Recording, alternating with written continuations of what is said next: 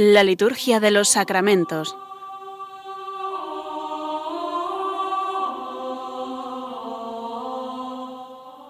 Con el Padre Juan Manuel Sierra.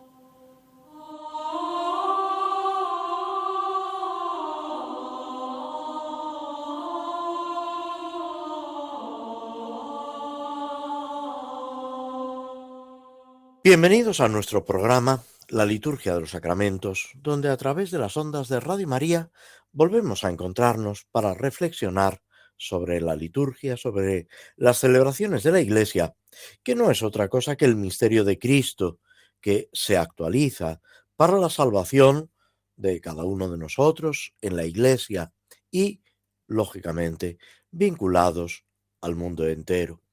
Vamos poco a poco avanzando en este mes de noviembre, que se ha iniciado con la celebración de todos los santos, seguida después de la conmemoración de los fieles difuntos. Con ese sentido, podemos decir que va preparando el inicio del Adviento, con ese mirar a la meta hacia la que caminamos, pero no con miedo, con preocupación, sino todo lo contrario, con esperanza, con una firme confianza, como dirá San Pablo, en el que inició y completa nuestra fe, en Jesucristo, que nos va, eh, digamos, conformando a Él, nos va transformando para que vivamos, como se dice cada vez que termina la plegaria eucarística dentro de la celebración del sacrificio de la misa, por Cristo, con Él y en Él. Todo esto, lógicamente, como también se dice en esta doxología, en esta aclamación trinitaria, al Padre por el Espíritu Santo. Y aquí están presentes las tres personas divinas que están en relación personal, valga la redundancia, con la Iglesia y con cada uno de nosotros. Se puede decir que el año litúrgico termina casi a finales de noviembre, el día 30, con la solemnidad de Jesucristo, Rey del universo.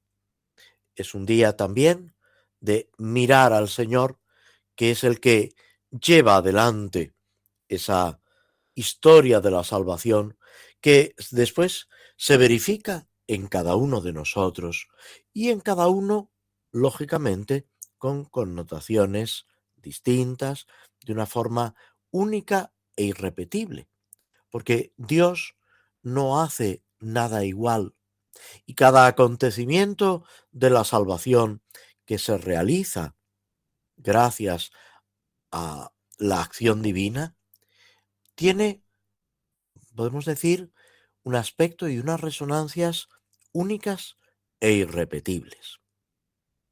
También en este mes de noviembre se van sucediendo a lo largo de los días las celebraciones de diversos santos que nos ayudan con su ejemplo, con su intercesión, con sus escritos muchas veces.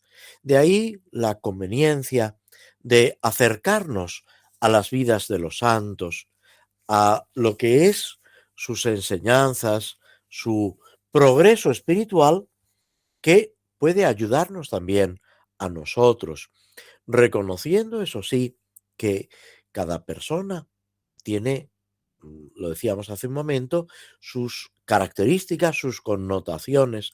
No se trata de una imitación mecánica exactamente igual, pero sí de una identificación, de un ir captando a través de esos ejemplos, a través de esa convivencia en lo que es la vida de gracia, las actitudes que debemos fomentar en nosotros, las virtudes para secundar la obra de Dios en nosotros. Hoy celebramos a San León Magno, Papa y Doctor de la Iglesia. Vivió a mediados del siglo V, tuvo que afrontar situaciones difíciles. En realidad, cada época de la Iglesia, cada época de la humanidad y de nuestra propia vida tiene sus dificultades, pero él, como papa, tuvo que eh, hacer frente, no militarmente, pero sí como cabeza de la Iglesia, a las invasiones bárbaras que asolaban Italia, que amenazaban Roma, que incluso él, cuando Roma estaba sin defensas, salió al encuentro de los bárbaros para intentar conseguir que respetaran la ciudad, que respetaran la población. Vivió también años de controversias doctrinales, cristológicas sobre todo, en el seno de la Iglesia. Fueron momentos duros, difíciles, de una cierta confusión doctrinal en algunos momentos. Y él, con su enseñanza, con sus sermones, con sus cartas, va proclamando esa divinidad de Jesucristo, la persona divina, con sus naturalezas divina y humana, esa unidad e integridad en Cristo y su relación con nosotros. También son especialmente importantes los sermones litúrgicos, las homilías que nos ha dejado explicando precisamente las celebraciones de la Iglesia en el año litúrgico que ya va eh, alcanzando una plena estabilidad en tiempos de San León Magno, aunque todavía a lo largo de los siglos y hasta la actualidad se siguen, lógicamente, añadiendo celebraciones, memorias, fiestas, solemnidades, porque no podemos olvidar que la liturgia es una realidad viva, que expresa la vida de la Iglesia, la vida de Cristo con nosotros, la salvación de Dios. Hace poco, hace unos minutos, aludíamos a esta solemnidad de Jesucristo, Rey del Universo, que se instaura, se instituye como solemnidad precisamente en 1925, hace ahora 100 años. Y es importante esta decisión que el Papa Pío XI toma para combatir algo que él está constatando, y es el alejamiento de la sociedad respecto a Cristo, tanto de los dirigentes políticos sociales como de la misma sociedad. Y frente a eso, él considera que es una obligación suya y de la Iglesia entera reafirmar esa centralidad de Cristo, que es Señor de todo, con un reino que por supuesto no se puede imponer por la fuerza, sino por el amor, por la caridad, por ese mismo atractivo que Cristo tiene, como ya pasaba en la vida pública del Señor, cuando todos, amigos y enemigos, quedaban asombrados de su autoridad, de su poder y de su bondad, y atraía a los enfermos, a los niños, a los necesitados, a todas las personas de buena voluntad que querían, digamos, eh, acercarse a Dios a través de la acción de Jesucristo. Volviendo a San León Magno, este gran papa, de ahí el apelativo de Magno, de grande, porque brilla en su época, en su siglo, y sigue brillando entre nosotros como doctor de la Iglesia por sus enseñanzas, que fue amigo personal de otro santo, de un santo español que celebraremos Dios mediante el 13 de noviembre, San Leandro. Se encontraron en Constantinopla, allí convivieron durante un cierto tiempo y se fraguó una amistad que, a pesar de la separación física, a pesar de los años transcurridos, siguió viva entre uno y otro, luchando por la unidad y por la santidad de la Iglesia.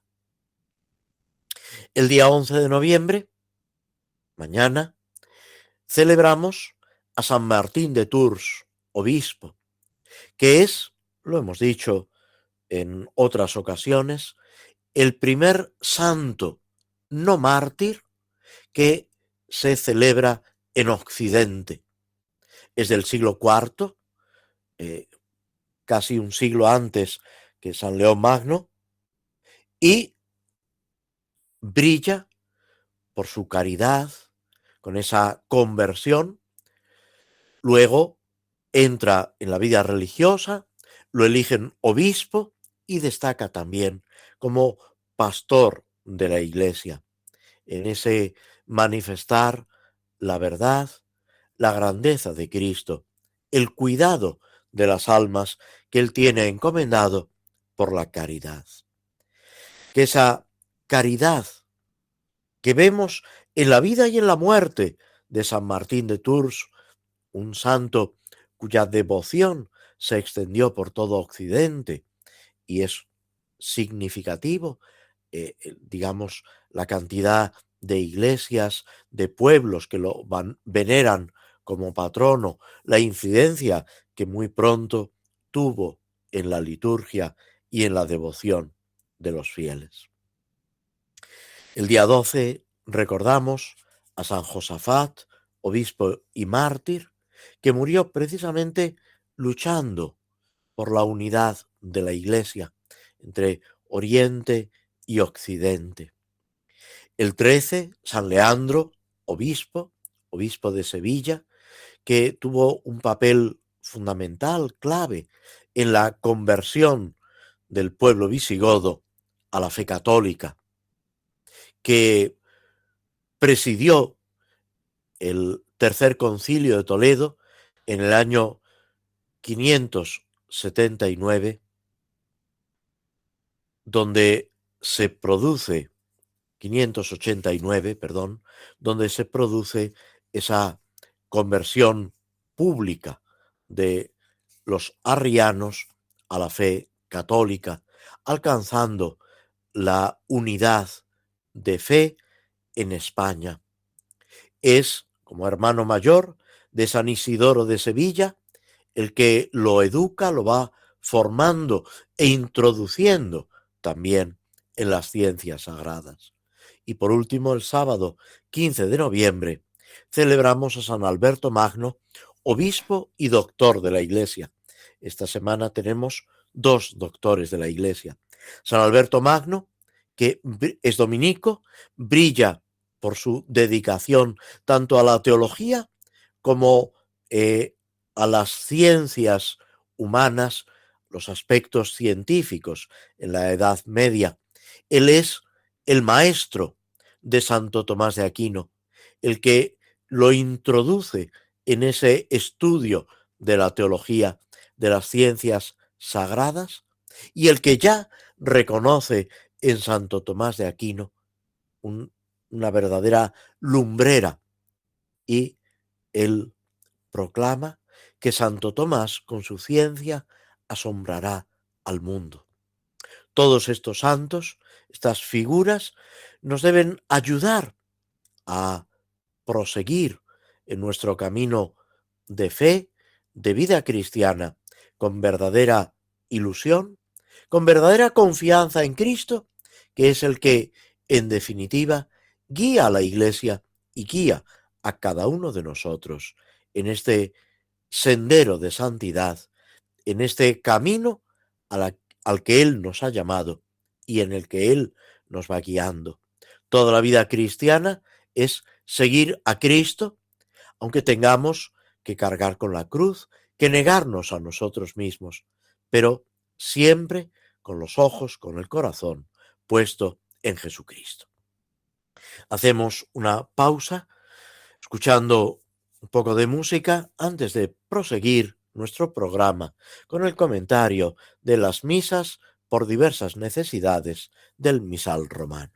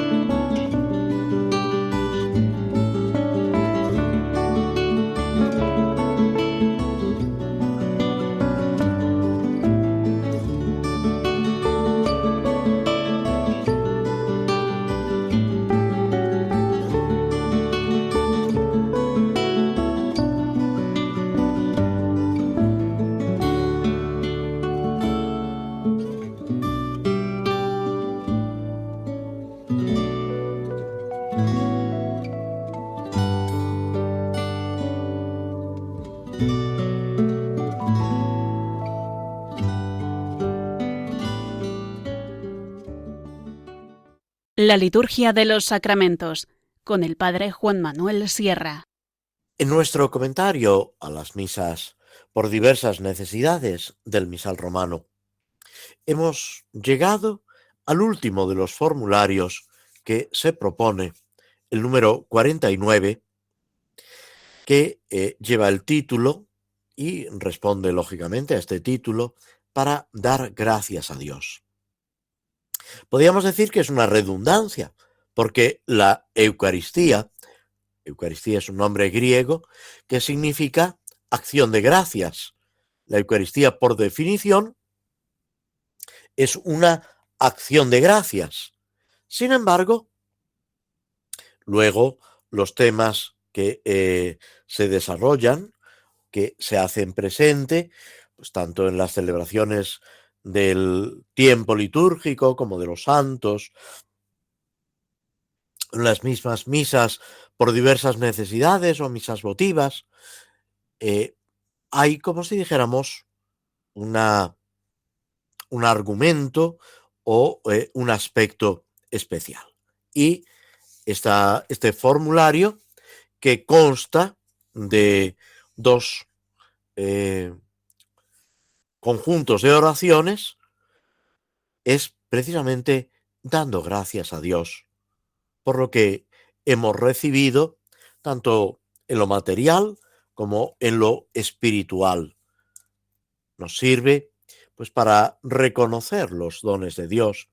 Si recordáis, a principios de octubre hay también una celebración, las témporas, de petición y acción de gracias, que de alguna manera recogen esto mismo, que se pueden celebrar en un solo día o durante 3 días, con esa petición, con ese reconocer nuestras limitaciones, pero terminando siempre con esa acción de gracias a Dios, reconociendo todos los dones con los que Él va rodeando nuestra vida, como decíamos, tanto lo material como lo espiritual.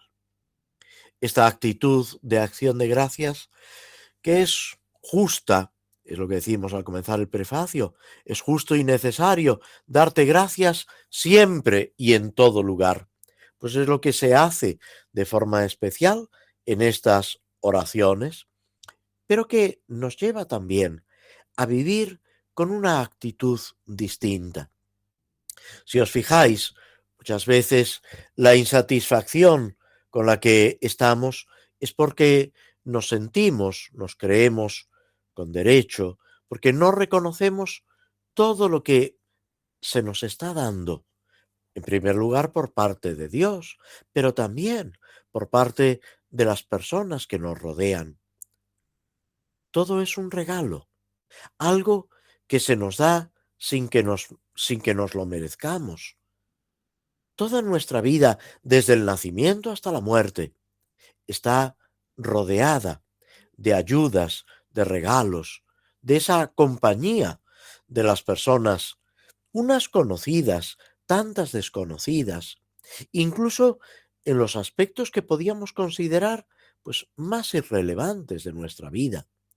Si voy a la panadería a comprar el pan, uno puede decir, lo estoy pagando, y es verdad, pero si recapacitamos, si no hubiera personas que cultivan el trigo, que fabrican la harina, que elaboran el pan, que después lo distribuyen y nos lo eh, presentan cercano, con todo nuestro dinero moriríamos de hambre. Debemos estar profundamente agradecidos a todas las personas que nos rodean. Hay aspectos, situaciones en los que a lo mejor lo percibimos mejor cuando vamos al médico, cuando en un hospital o en un centro de salud nos atienden. Es todo digno de agradecimiento. Enseguida decimos, es que es su obligación, pero más allá de la obligación que una persona pueda tener, es un regalo. Y si no hubiera personas dedicadas a eso, ¿qué haríamos nosotros? Todo lo que nos rodea es un regalo. Y reconocerlo así y colaborar en todo esto nos da paz, tranquilidad, felicidad. Intentando todos juntos, es verdad, superar las limitaciones, los fallos que hay siempre en la existencia humana, como decimos en el rezo de la salve, en este valle de lágrimas. Pero si cada uno de nosotros es un poco mejor e intenta vivir un poco mejor con ese agradecimiento y con esa ayuda a los demás, el mundo será un poco mejor. Hay veces que como no podemos arreglarlo todo, nos cruzamos de brazos o incluso colaboramos al mal. Y esto es una tremenda equivocación. Debemos hacer todo lo que podamos, todo lo que esté en nuestra mano, con verdadera ilusión, confiando en el Señor y sabiendo que es Él el primero que con su gracia y con todos los dones de la creación nos está ayudando. La creación y la redención, lo natural y lo sobrenatural que va rodeando cada día, cada instante de nuestra vida. Pues todo esto nos lo encontramos en las oraciones que el misal nos presenta, en esta invitación a reconocer los dones de Dios, directos o indirectos, porque todo lo que decíamos hace un momento de las ayudas que las personas, que la sociedad nos dirige, también, en último término, viene de Dios. Y no olvidemos que el hombre de por sí es un ser social y está llamado a vivir con los demás, a abrirse con generosidad a los demás y a integrarse en esa construcción de la ciudad terrena. Como ya decía San Agustín y repite el Concilio Vaticano II, sobre todo en la Gaudium et Spes, en esa constitución sobre la Iglesia en el mundo actual, y los cristianos y todos los hombres debemos colaborar en esta construcción de la ciudad terrena, esperando la plena realización en la ciudad del cielo, en la Jerusalén del cielo, hacia la que caminamos. De los dos formularios que nos presenta esta misa para dar gracias a Dios, el primero es completo, con las antífonas de entrada y de comunión. En cambio, el segundo solamente nos presenta las oraciones que realiza el que preside la celebración de la misa, la oración colecta, la oración sobre las ofrendas y la oración después de la comunión. En el primer formulario, que no presenta ninguna rúbrica al inicio con alguna señalación especial, sí que se señala en mitad del formulario qué prefacio se debe utilizar. Es una recomendación. Por supuesto, si por algún motivo el celebrante o los que preparan la celebración, con el que preside, considera que es mejor utilizar algún otro prefacio, tampoco habría posibilidad. Pero el misal te está señalando como el prefacio adecuado, el prefacio como un cuarto, que es una oración, digamos, de acción de gracias, en la que se señala que el Dios no necesita nuestras alabanzas, nuestras acciones de gracias, pero que es algo que nos sirve de salvación. Literalmente dice, aunque no necesitas nuestra alabanza ni nuestras bendiciones te enriquecen, tú inspiras y haces tuya nuestra acción de gracias para que nos sirva de salvación por Cristo, Señor nuestro. Pues esta idea es la que también está presente en las oraciones. La antífona de entrada está tomada de la carta de San Pablo a los Efesios en su capítulo 5, donde invita precisamente a los cristianos, en este caso de Éfeso, pero las cartas de San Pablo, como se dice en alguna de ellas, también tienen una proyección para el resto de la iglesia. Y además, como son palabra de Dios, es algo que Dios nos está diciendo aquí y ahora a cada uno de nosotros. Con el añadido que cuando se utilizan no solo en las lecturas, sino también, por ejemplo, en la antífona de entrada, un texto bíblico, cobra una especial actualidad. Es un mensaje que Dios me está diciendo ahora, en este preciso momento, a mí, que estoy participando en la celebración, a toda la asamblea reunida y, de alguna manera, también a toda la iglesia. La antífona literalmente dice, cantad y tocad con toda el alma para el Señor. Ese cantar, dice San Agustín, que el que canta reza 2 veces, sirviéndose también, y fijaos que es importante, de instrumentos. Cuando San Pablo dice cantad y tocad, está aludiendo sin, digamos, sin hacer un desarrollo, eh, digamos, teórico, pero está aludiendo a que las primeras comunidades ya utilizaban instrumentos musicales para sus celebraciones. Cantar y tocar con toda el alma. No se trata de algo pues que se hace porque toca o una obligación. En este sentido, San Benito, en su regla, dice que si el corazón no reza, la lengua trabaja en vano. Se trata de poner todo nuestro corazón, toda nuestra alma unida a las palabras que cantamos, a los sonidos musicales, para el Señor, para esa alabanza divina, que podemos decir es lo más grande que podemos hacer. Vivir con alegría, unidos a nuestros hermanos, esa relación con el Señor, con Dios, Padre, Hijo y Espíritu Santo. Añade todavía San Pablo, dad siempre gracias a Dios Padre por todo. Esa acción de gracias, como decimos también en el prefacio, lo recordábamos ahora, darte gracias siempre y en todo lugar, Señor Padre Santo. Esa acción de gracias que hace el mismo Jesucristo.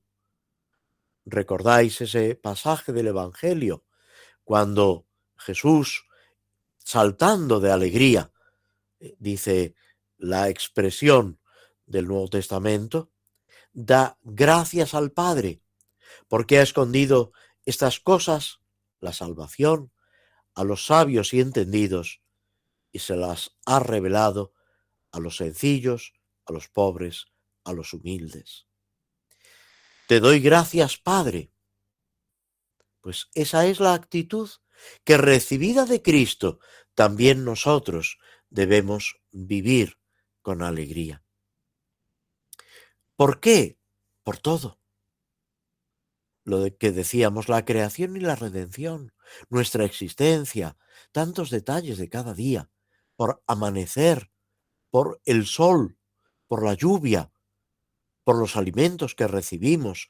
De ahí esa costumbre cristiana que no debemos perder, que procede ya de el judaísmo, del Antiguo Testamento, de bendecir los alimentos, dar gracias a Dios por lo que hemos recibido, pedir por los que no tienen lo necesario,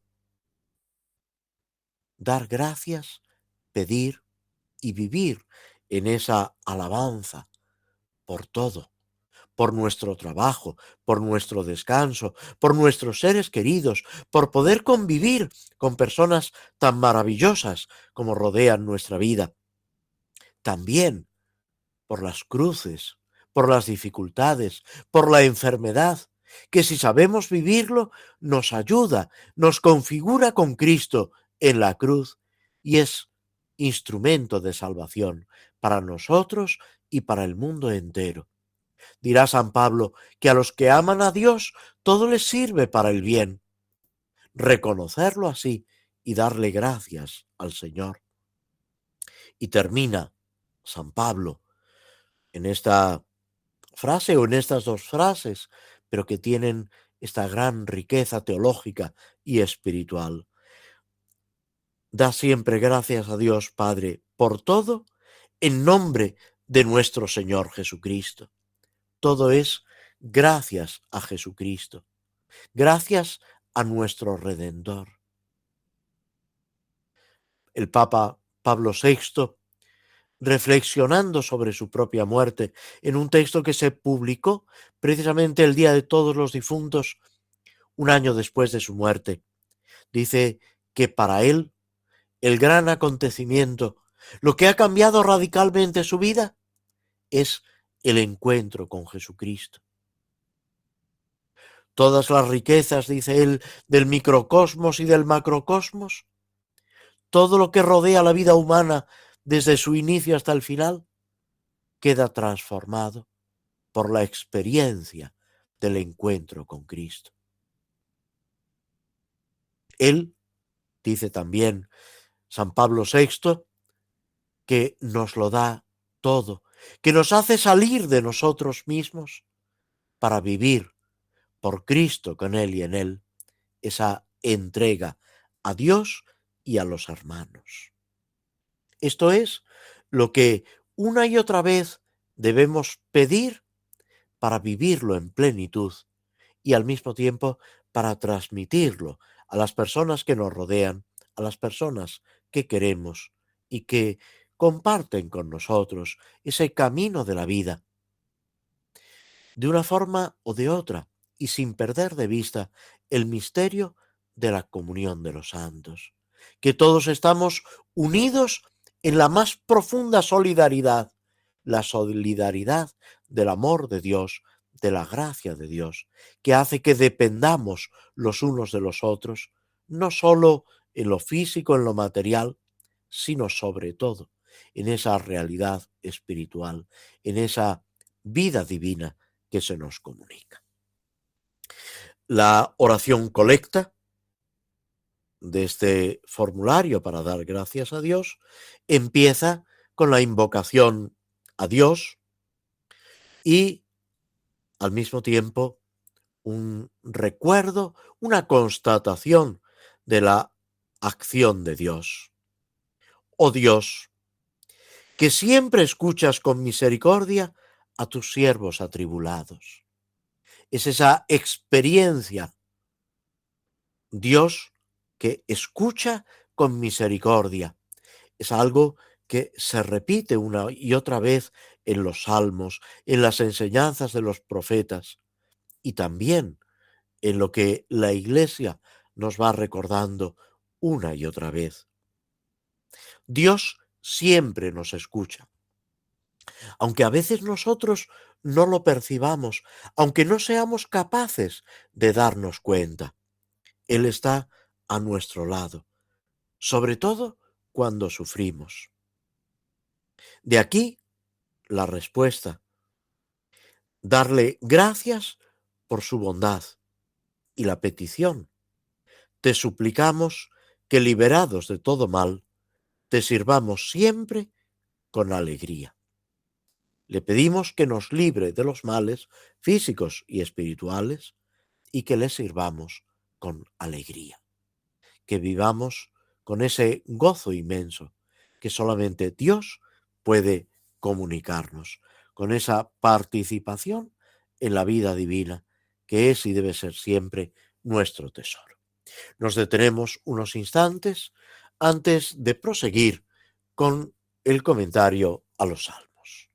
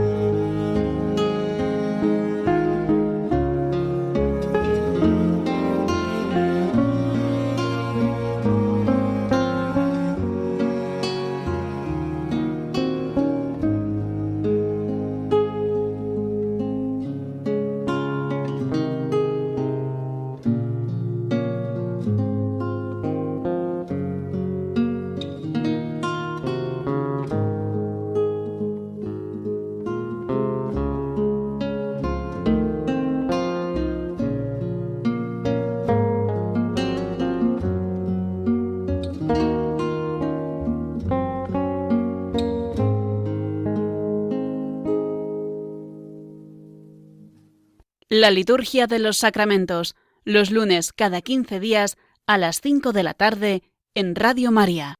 Llegamos al Salmo 81, 82, conforme a la numeración hebrea, que es un salmo relativamente breve, son apenas 8 versículos, que es una reclamación, una invectiva contra los jueces injustos.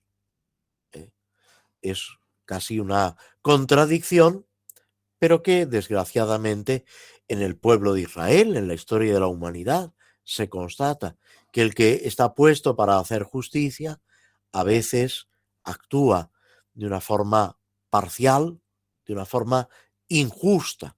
Santo Tomás dice que la justicia es dar a cada uno lo suyo. Claro, la justicia por excelencia es la justicia divina. Dios sí que actúa siempre con equidad y su justicia solamente es vencida por la misericordia. Esa oración del tiempo ordinario que dice que Dios se muestra poderoso especialmente con el perdón y la misericordia. Y ese texto también bíblico que dice que la misericordia se ríe en el juicio, porque va mucho más allá. La justicia es fundamental, pero más allá de la justicia, no lo olvidemos, está la caridad. El Salmo se puede dividir en 4 breves partes.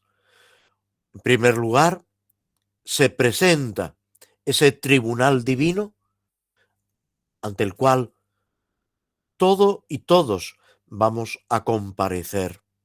Ese tribunal, digamos, sobre cuyas decisiones no cabe apelación.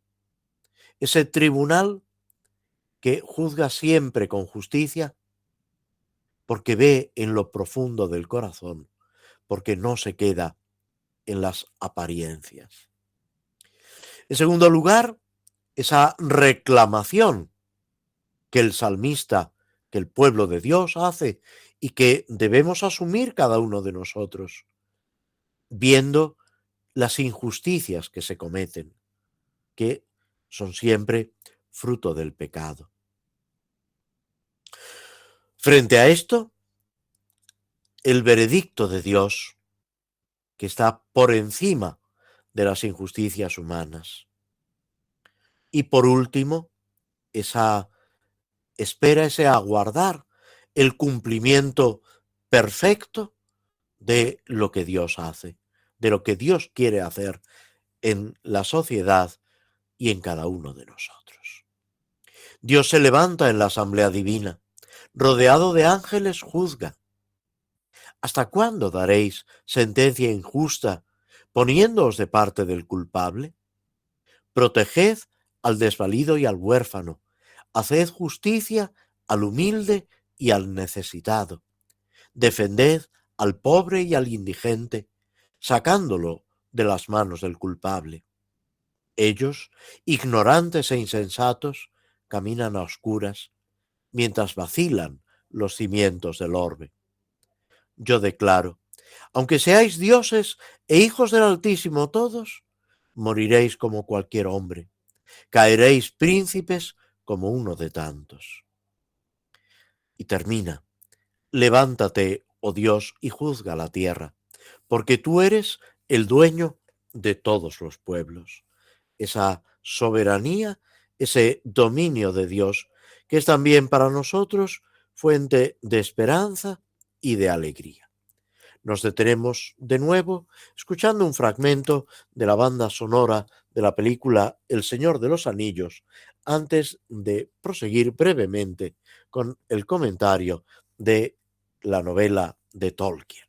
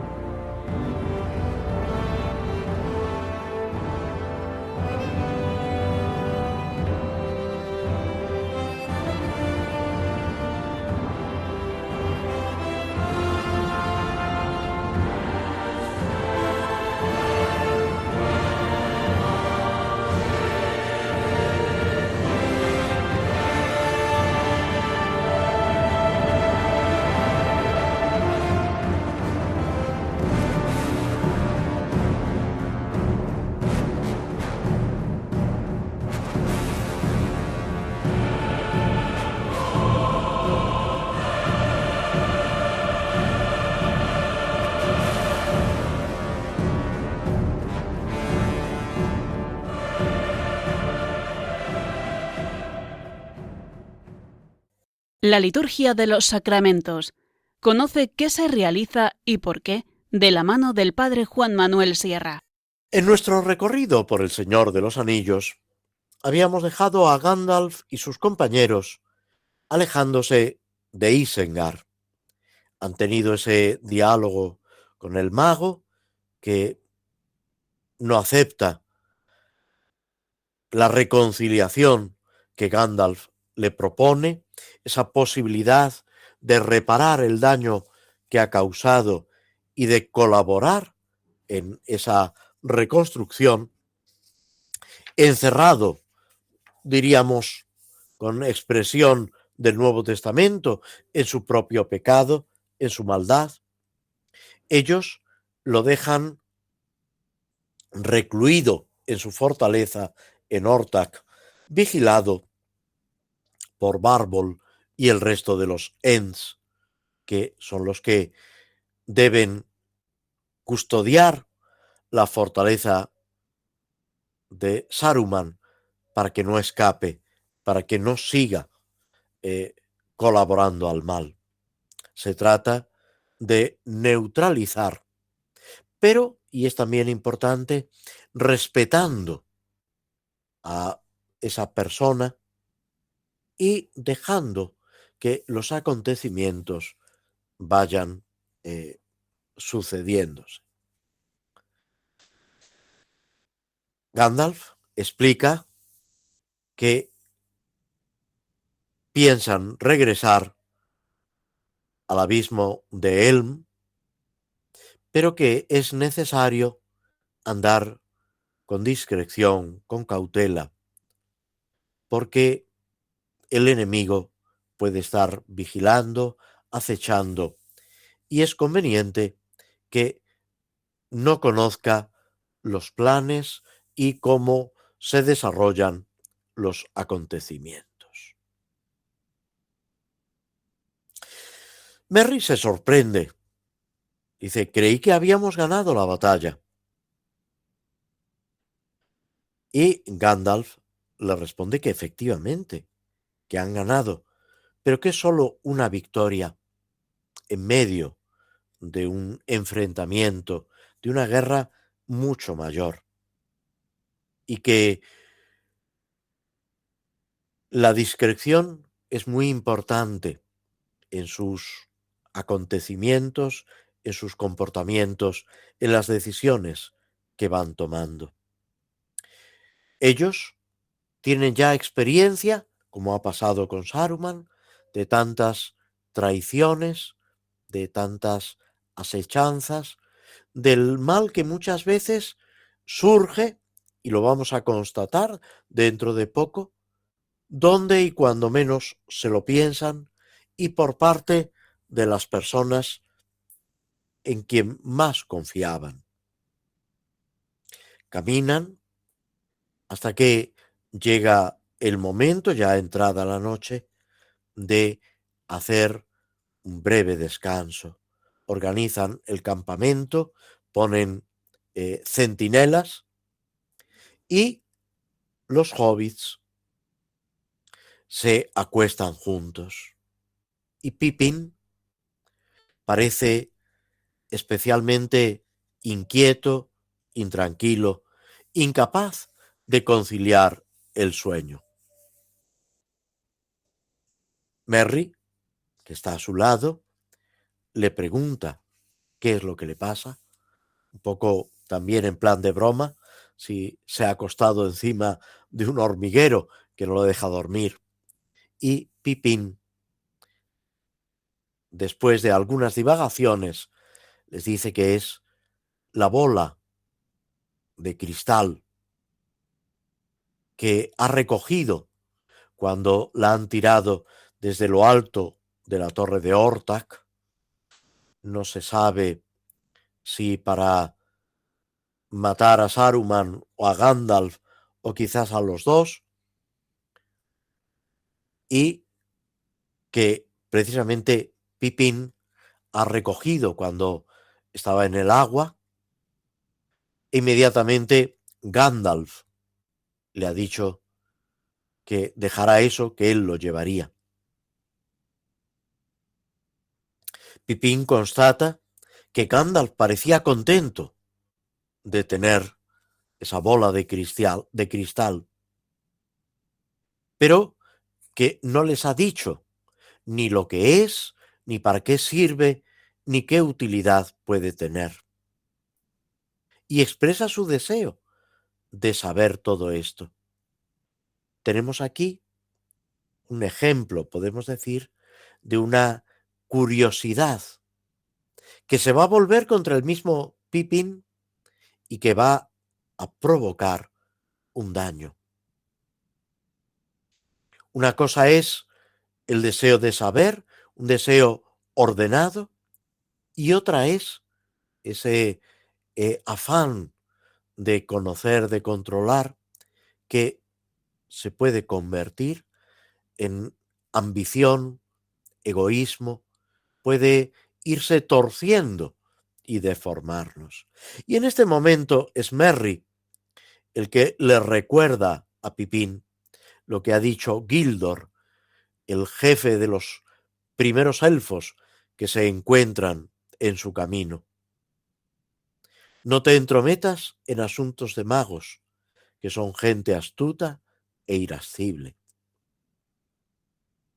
Ese respetar las decisiones que otros con más conocimiento o más autoridad van tomando y colaborar siempre en la medida de nuestras posibilidades y de nuestras fuerzas. Terminamos nuestro programa despidiéndonos de todos vosotros, agradeciéndoos vuestra compañía a través de las ondas de Radio María, deseándoos una santa, buena y feliz semana y esperando volver a encontrarnos, si Dios quiere, dentro de 2 semanas. Muchas gracias y muy buenas tardes.